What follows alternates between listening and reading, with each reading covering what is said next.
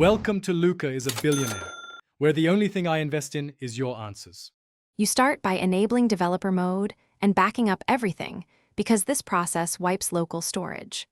Once done, download the Windows 11 ISO and a flashing tool like Rufus or Ventoy and have a 16+ GB USB ready.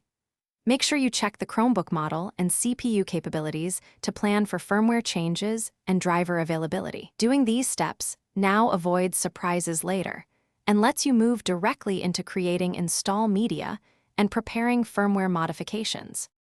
Next, use a Windows or Linux PC to flash the Windows 11 ISO to your USB with Rufus or Ventoy, because Chromebooks often need a custom installer.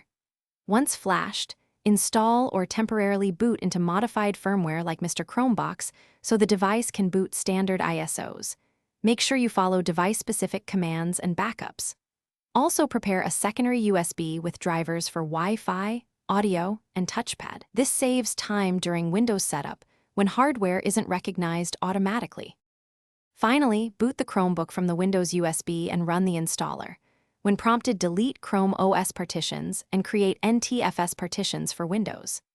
After installation, install the driver pack from your secondary USB, run Windows Update, and tweak firmware settings if you want to restore some protections. If things go wrong, for example black screen or missing devices, reflash firmware backup, confirm you used the correct driver set, or boot into safe mode to uninstall problematic drivers. That single troubleshoot.